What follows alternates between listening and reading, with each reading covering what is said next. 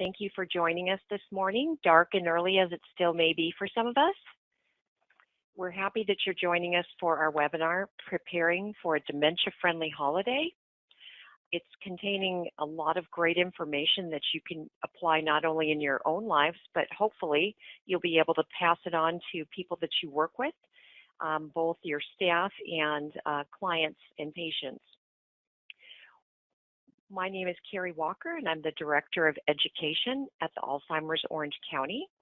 We are putting these webinars on in conjunction with two of our partners, O'Connor Mortuary, as well as CareChoice Hospice and Palliative Services.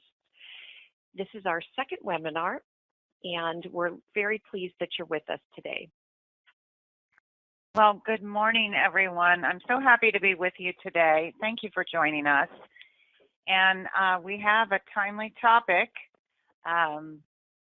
We always feel like the holidays are upon us too quickly, but I was looking around my neighborhood and I saw that already most of the pumpkins have been put away and people are already starting to put up their holiday lights. And so, and also we won't have a webinar next month, so we really wanted to look at this whole issue of dementia-friendly holidays this month because it does require some thought, some careful thought and planning when it comes to people with dementia. So, today I want to talk about why the holidays can be difficult for individuals with dementia. I want to, sort of talk to you a little bit about how we can make holiday events more comfortable for folks. We'll talk a little bit about holiday gifts for people across the stages of Alzheimer's disease and other dementia. And we'll also talk about some holiday activities for people with dementia who are living in a care community or some other long-term care setting. And so those are our goals today. And I also want to throw in a little overview of dementia. And I know we have a lot of experts on the line with us, so this will serve as a review.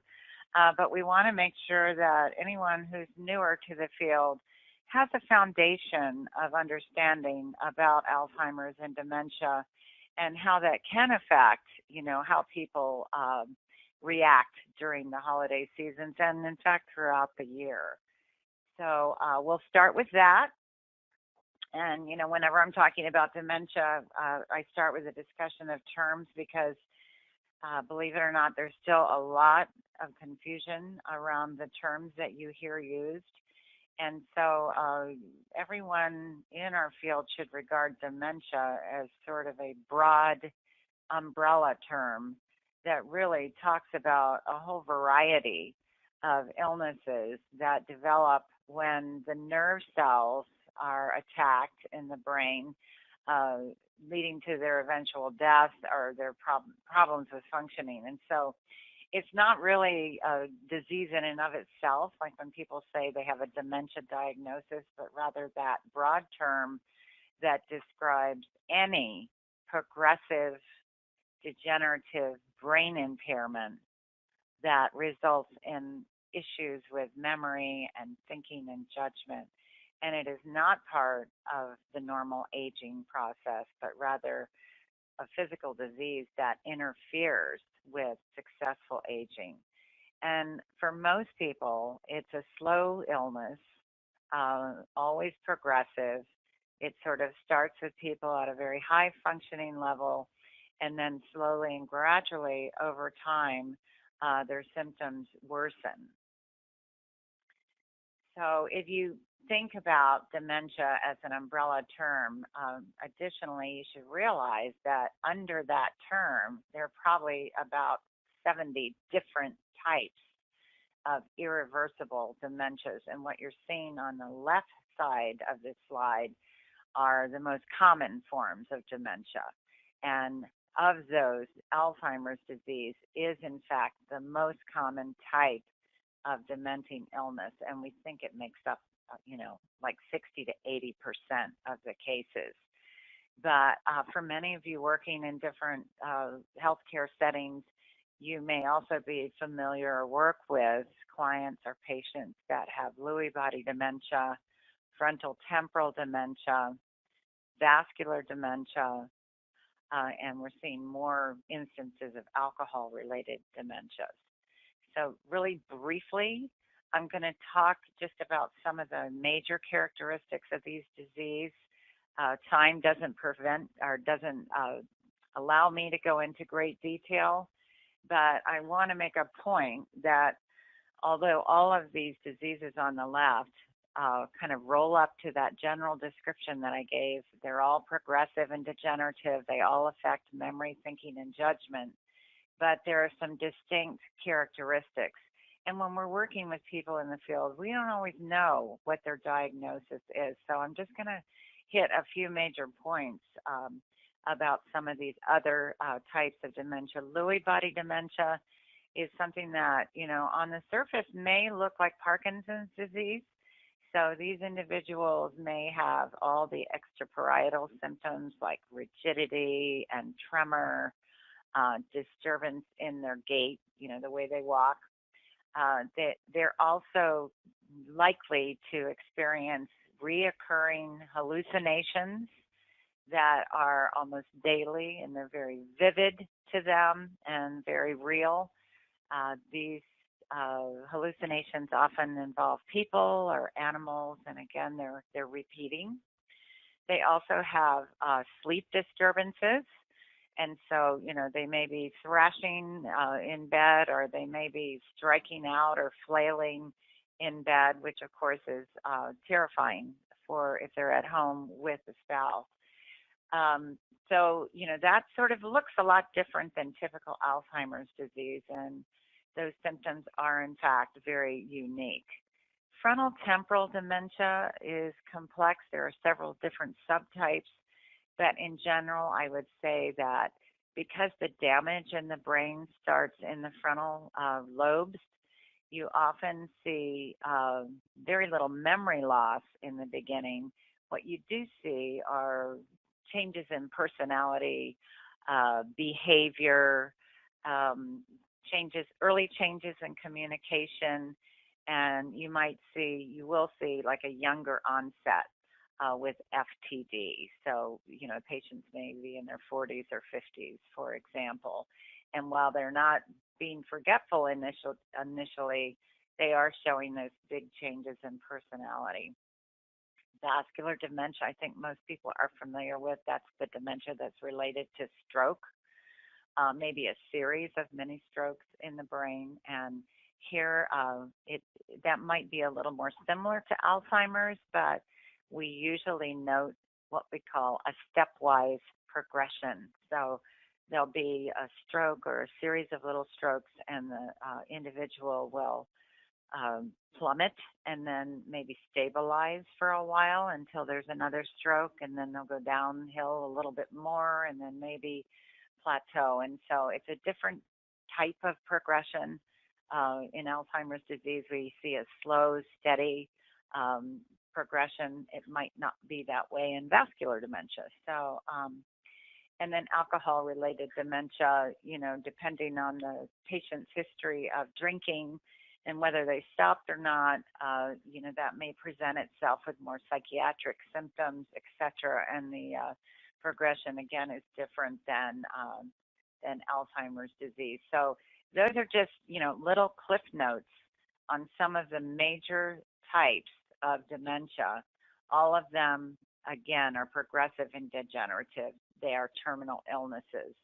On the right-hand side, I'll just talk for a minute about this, because when we're out educating the public, and in particular families, we always want to make sure that the person they're concerned about has had an adequate clinical workup for dementia, because there is a list a mile long of potentially reversible conditions that mimic dementia. And so I think most of us on this call know that the diagnosis of Alzheimer's or another type of dementia is still very much a diagnosis of exclusion, meaning that all of these issues that you see on the right and more need to be systematically ruled out in order to arrive at a conclusion that we're looking at dementia. And so this slide I could do a whole talk on, but I just wanted to give you a little overview there. And, now we'll just focus for a few minutes on Alzheimer's disease because, as I said, it is the most common irreversible form of dementia. And again, this is a disease of the brain, meaning a physical disease. It's not that people are going crazy or, that they're bringing this on themselves. This is an actual physical attack of the brain cells that interferes with memory, thinking, and behavior. And then, the progression varies widely from person to person, but in general, it could be last anywhere from 3 to 20 years, or to narrow it a little bit further. Sometimes we'll say, maybe 8 years, lifespan of 8 years after diagnosis. But again, it's widely variable, but we do know that it always, gets worse over time. We can talk about many common symptoms of the illness, but as David Troxel, the author of Best Friends Approach to Alzheimer's Disease, has said time and time again, when you meet one person with Alzheimer's, you've met just one person. So you're going to see symptoms varying widely from individual to individual. And we need to, as we care for people, we need to keep that in mind. So, the physical hallmarks of this illness are the plaques and tangles that you've heard about. Both are the result of proteins that are being produced. They're produced naturally in all of our brains, but in a disease like Alzheimer's, we see overproduction of these proteins, and the end result of that overproduction is that the amyloid protein begins to break off and form, these sticky plaques around the nerve cells in the brain. And then we have tau protein overproducing and manifesting itself in these like fibrous tangles that are forming inside the cells. So you can sort of get a picture of how the nerve cells, the neurons are attacked from within and around them. And at first it just caused malfunctioning and problems with these cells communicating with one another, but then it eventually leads to cell death. And I think that it's important to sort of think of this as a physical disease because, we get a lot of calls on our helpline. Sometimes families will say, oh, my dad is doing this on purpose, or, mother's always been this way, or my husband's trying to get even with me. And I think the more deeper an understanding we have of the physical aspects of the disease, the more we recognize that behavior is no longer a choice for people with these illnesses. And so, this is kind of a favorite slide of mine because it's a simple continuum. And, you start at the left because that's where they live. People with dementia live in a state of confusion. And, that's persistent. And, of course, people have some good days, some bad days, but that's their baseline. They're living in a state of confusion. And if you lived in a state of confusion 24/7, no doubt you would be uncomfortable. And as human beings, when we're feeling uncomfortable, we tend to act out. So this is a very natural cycle for all of us. When it happens to me, I call it a meltdown. But for someone with Alzheimer's, you look at that continuum and that arrow going to the right, and this cycle can happen multiple times every day. But the good news is that we as caregivers have the power to stop that endless cycle every day. We may not be able to stop all behaviors from happening, but we know with, the right approach and using the right techniques that we can sort of nip this thing in the bud at least part of the time. And that's going to lead to much better outcomes, not only for our clients and family members, but then of course for us as well. And so, yeah, I really like that slide, and I hope that it illuminates things better for you as well. So if we operate from a foundation of knowing that people with dementia are already operating with this burden, this layer of confusion and discomfort, then we can sort of have a better understanding of why the holidays might be difficult for them. Because let's face it, they're difficult for all of us. I mean, that as I mentioned this morning, people are already rushing to put up decorations, and people are starting to shop, and there's a lot of stress, a lot of hustle bustle. All of our environments sort of ramp up and change during this period of time. And so for a person with dementia, it's very natural to become overwhelmed, definitely overstimulated, more confused, or more anxious. And again, it's mapping to those changes that are going on in the brain and the changing environment. So, here's just a few triggers. And again, all people with dementia are different, but these are some of the ones that we were thinking about. Just too much activity. There's a lot of commotion, extra noise, and different, unusual sounds. Um, Too many people or visitors, more traffic in our care communities and in our homes, changes in routine, our daily routine, our weekly routine.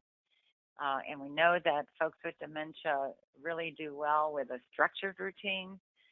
And then, of course, people with dementia are often already experiencing sundowning effects. That's the characteristic increase in anxiety and agitation that occurs later in the day when things are changing, the light is changing, people's patterns are changing, etc. Maybe they're having longer days as a result of various different activities. And remember, they're not just different activities, they're new activities for a person with dementia. And that's confusing. Many changes in environment, including decorating, maybe extra clutter, more food around. That's the one I struggle with, all the food that's around. People tend to be tired and confused about the situation. And then again, they're not recognizing people. Uh, and here we could be referring to out of town visitors or even their own family members. So these are some of the triggers that we came up with, and I'm sure that all of you can come up with additional ones. Okay, so just a little bit of a deeper dive into why people are struggling during the holiday season, and the person with dementia may have difficulty following conversations. And oftentimes, when people are gathering during the holidays, there's actually multiple streams of conversation that they're trying to follow. They may be repeating themselves, which may be something that is uncomfortable for people visiting, and just really kind of struggling to keep their head above water with these conversations. They may not recognize friends and family members. They may, again, it's in particular some of these family members that don't normally visit. It seems like everybody wants to visit at Christmas time because the holidays have deep meaning for most of us. And so that's maybe a time when we typically will travel. But for the person with dementia, if they haven't seen their family members for a while or friends, and then, typically they're going to all show up, in the same short time frame. That becomes very perplexing and distressing for the person with dementia who's really struggling to remember names and put names with faces, etc. So they may even confuse one person with another, call them by the wrong name, etc. From a safety standpoint, they may misunderstand the intent of decorations. Um, they may see packages or decorations and think that's food. I mean, they could become delusional around some of what we perceive as very traditional markers of the holidays. But again, these are quote unquote new things in their environment that they're struggling to perceive and understand, with this brain illness. And then of course, they may have lost a lot of their memory of personal holiday rituals and traditions. So, this next part is really the type of dialogue that we have here at Alzheimer's Orange County with family members who are caring for people with dementia. Um, we advise families to discuss upcoming holiday celebrations with any and all people who will be involved. Uh, and they will, we advise them to really think through any concerns that they may have about the events. For example, there might be a holiday party planned at night, and you have to sort of think through as a family member, is this going to be a good fit for my loved one? We're going to be driving there. It's going to be dark. They're going to be going into a new, strange environment that's going to be overstimulating. And so, normally we do that every holiday, right? We go out to parties and we enjoy ourselves, but it's a completely different scenario for the person with dementia. So we have to counsel families to sort of think these things through. And we have to really ask them to ensure that everybody sort of is on the same page with where their loved one is in the disease so that they'll have realistic expectations. And so we will often counsel family members to, sort of however means they want to use, but it could even be a conference call. If there's a bunch of people coming in, then maybe have a conference call in advance and just sort of talk through with them where the person that you're caring for is in the illness, kind of give them an update on the condition, because otherwise you're sort of setting yourself up for failure in this family visit. You may have relatives that come in and they're shocked at the status of the person, ill prepared for that, maybe no idea how to communicate with them. So, we tell families you have to be educators. You have to talk to everybody who's coming and sort of explain where your loved one is and the best way of interacting with them and just, answer their questions. So again, this is advice that we give family members on how to keep everyone in their circle sort of realistic about interaction with their loved one during the holidays. And then, we tell family caregivers, don't, try to do more than you can reasonably manage. When you're a caregiver for a person with dementia, your days are quite full enough without adding a lot of extra burden on top of yourself. And we see this all the time. I mean, people sort of have their rituals and their plans that they do year after year after year. And we have to sort of gently tell them that, some of these gestures are not really likely, to be appreciated or understood by the person with dementia. So, you don't have to do it all. We tell the families, you simplify. You sort of look at some of those traditions that you've always done, and they're just not going to be a fit for the person with dementia anymore. So you have to come up with some new activities or new versions of those rituals. I'll give you an example of that. A lot of people like to drive around as a family and look at the Christmas lights at night. And so, what used to be a very pleasant activity, this drive to see the lights, can be a nightmare for a person with dementia. First of all, they're not at their best at night. Second of all, they misunderstand what they're seeing. And so all of these lights and the reflection of the lights can be very disturbing to them. They can become almost delusional if they're in the later stages of the disease. Not to mention just being frightened, being in a car, maybe there's too many people in the car. I mean, all of these factors kind of combine to make the traditional drive to see the lights not a good activity for the person with dementia. So you might, go take a walk through the neighborhood, I don't know, during the day and just look at the decorations. That might be a substitute or an example of how you could simplify that activity. Just keeping it simple is just the hard and fast rule for family caregivers during the holidays. So listen, as I'm sharing these insights with all of you, and I think most of you are professionals, these are good things to keep in mind when you're chatting with family members, and you can make a difference in this way by sort of understanding what they're going through, seeing it through their lens, and how difficult this is to sort of back away from long-held rituals.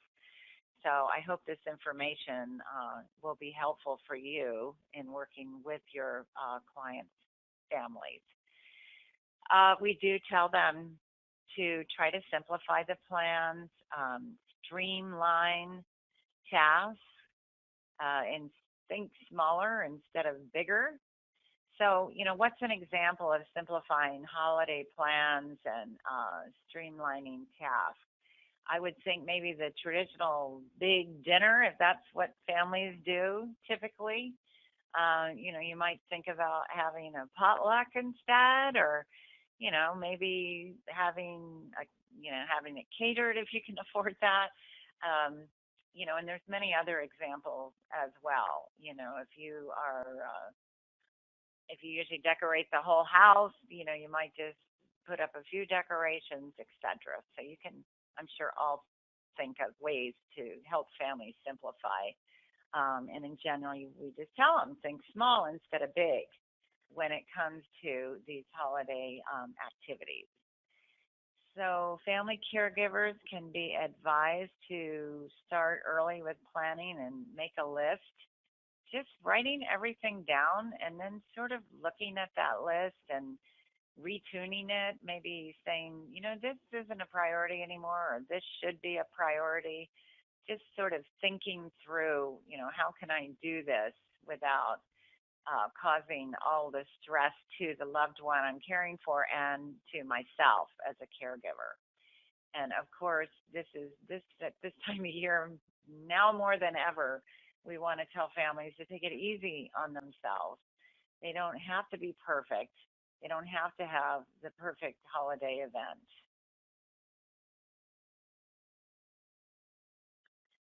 And they can ask for help, from others. If they have visitors coming, I mentioned that conference call that they can have to help them understand, sort of where the person with dementia is and the disease, their status, etc. And, at that time, say, I need people to help me with food, or I need people to help with watching, my loved one while I do some shopping. Caregivers really need to be constantly reinforced to be gentle with themselves. And so do all of you professional caregivers, because you're perfectionists too. And so you have your own holidays to manage, your own families. And so in working with people with dementia, just, remember you don't have to go overboard to make a difference in people's lives. So be gentle with yourselves too. And, look around at your support network and try to identify some folks that can support you, and help you with certain tasks. So in this next portion, there's just a few ideas, and I'm sure you have lots of ideas too, for, as I said, simplifying or modifying holiday traditions so that, I think the goal for all of us is that we want to make the holidays meaningful for our clients and our family members with dementia. But as I just said, in every stage of the disease, at least some degree of simplification is going to be appropriate. So, for example, families who typically have their big holiday meal in the evening, could be advised to plan an earlier lunch or a lovely brunch. We want to give the person with dementia every opportunity to enjoy these activities and to be successful.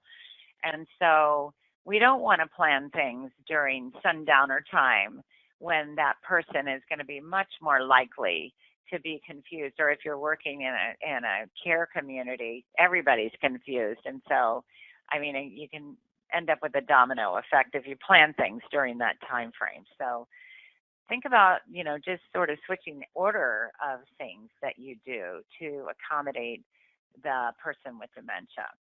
I think I mentioned already that, for these family caregivers that get up and sleep all day over a hot stove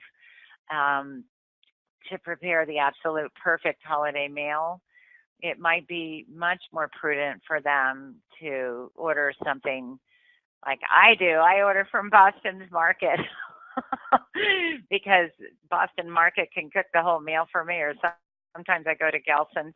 It just takes a lot of the anxiety and stress out of preparing a meal.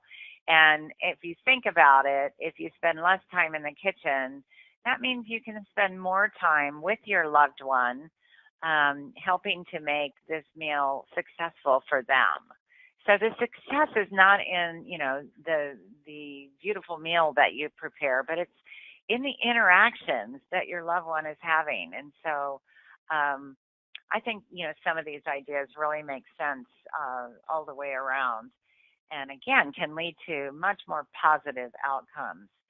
And yes, you can kind of build on their long-term memory, because we know that, for many people with dementia, they may have short-term memory problems that they can still remember back in the old days. So maybe do a little focus on holiday memories by sharing old photos, telling, stories, family stories, or just, introducing some topics and seeing where the topic goes in terms of reminiscing together.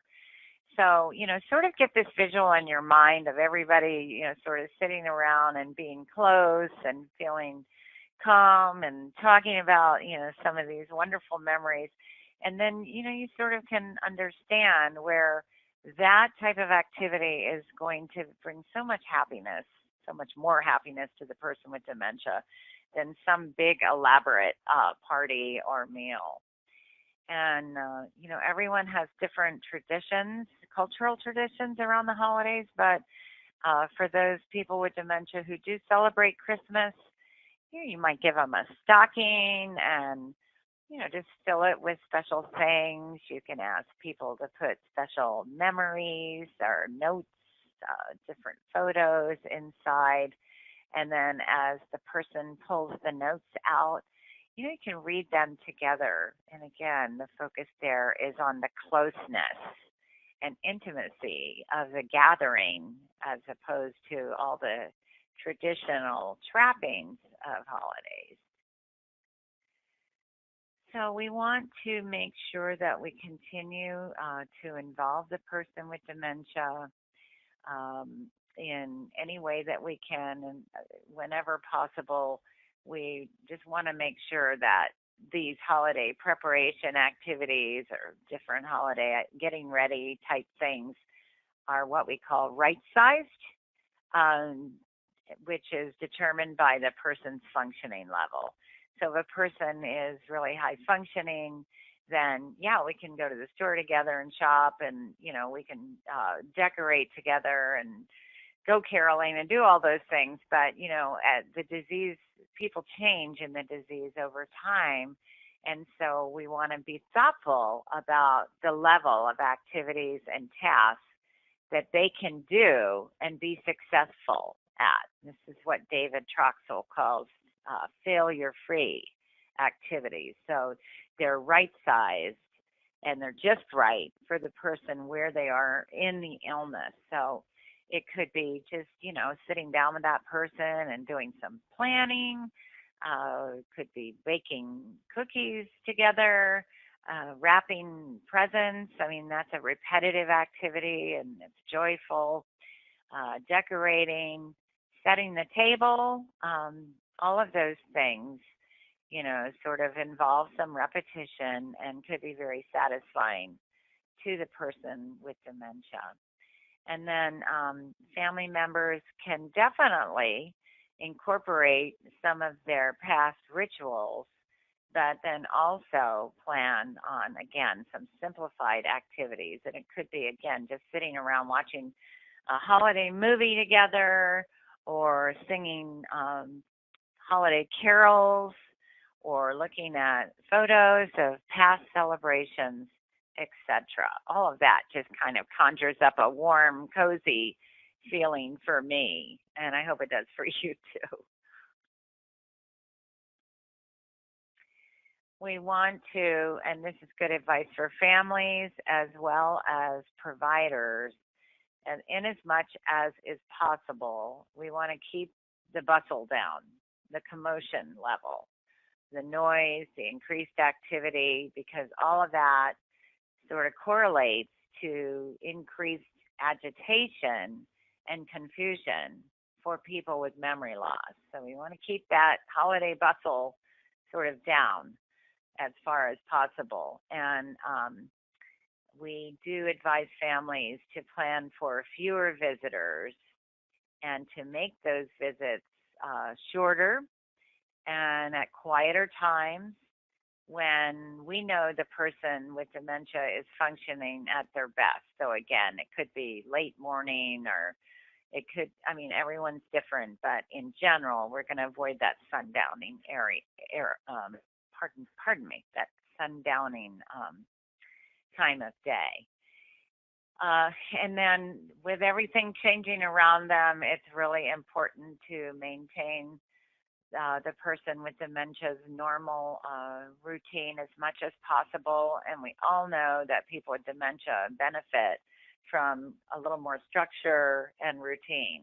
So, and then be mindful and watchful for signs of increasing agitation or frustration, and just be prepared to either, move the person to a smaller area or quieter area, or maybe just have a little comforting task in mind, sort of a soothing task that you can give them that will perhaps calm them. Keep the decoration subtle, avoid clutter and bright blinking lights. Again, they have misperceptions with reflections, and just try to keep an overall atmosphere of calm and pleasantness. Speak slowly, clearly, and maintain eye contact when conversing with the person with dementia. And obviously, we want to avoid criticizing, correcting, or arguing with them.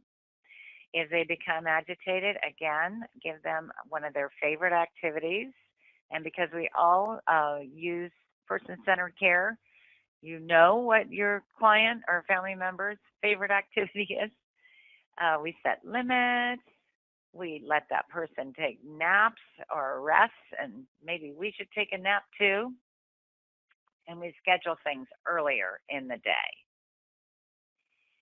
I'm going to skip through these slides because you're going to get copies of these PowerPoints, and I think here this is mainly for family members, some gift ideas for people with dementia. But now I just want to close with some tips, about those residents who are living in care communities. So this is what we tell the families. Please, and reinforce this for us as well. The messaging that we should all give is that a holiday is still a holiday, whether it's celebrated at home or in a care community. And, families can be engaged and to help to plan and contribute to holiday activities in the care community. They can be a part of that. Families can bring foods to share with the other residents. They can have sing-alongs. They can read holiday stories or poems out loud, etc. So there's different ways that you can be engaged, and that is going to end up being better in some cases than actually taking the person out of the care community. When visiting, keeping the visit short and simple, limiting the number of visitors is good, and planning those visits for times of the day that are best for the resident. So families should consider celebrating at the care community rather than bringing their loved one home, where the environment might just be too overstimulating. And then this last point, which is kind of poignant, is that, when the families plan to spend the entire day at the care community, they really need to, and they don't often realize that they are, in effect, doing this for themselves.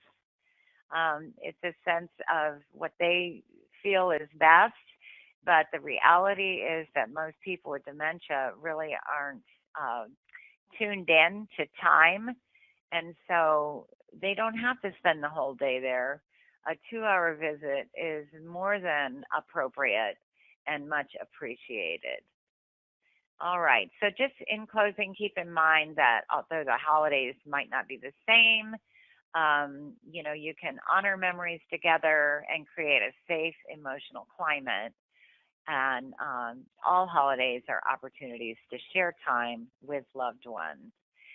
So I think at this time, Carrie is going to open up the question box and see if people have questions. Do Okay, we have Kim. any? Yeah. Yeah, just coming on. I don't see anything coming in so far, but I would encourage people to kind of think ahead and imagine themselves back in their work environment, coming into contact with families that they work with and they support as the holidays get closer. And think about what situations may have arisen in the past that were a little bit problematic, created a little bit more chaos perhaps. And I would encourage you to either maybe share a best practice, or and really think maybe of a question that came up last year that you really weren't able to answer, kind of going back. That's a great idea, Carrie. We would love to hear more about your best practices or challenges that you've had. I would also encourage people to reach out to families ahead of time, even prior to maybe one of the families reaching out, because people don't know what they don't know. And so many assumptions are made that we're just going to continue to do what we've always done in terms of celebrating the holidays. And even just perhaps reaching out and encouraging them, we'd be happy to provide. We have handouts at Alzheimer's Orange County about some helpful tips, maybe sending out these tips in a mailing with monthly statements, some things for them to think about, because they might not necessarily think of these things on their own. All right, I do have a question that's come in, and the question is, can the holidays, be sad or depressing for people with dementia? Kim, what do you think? Mm-hmm.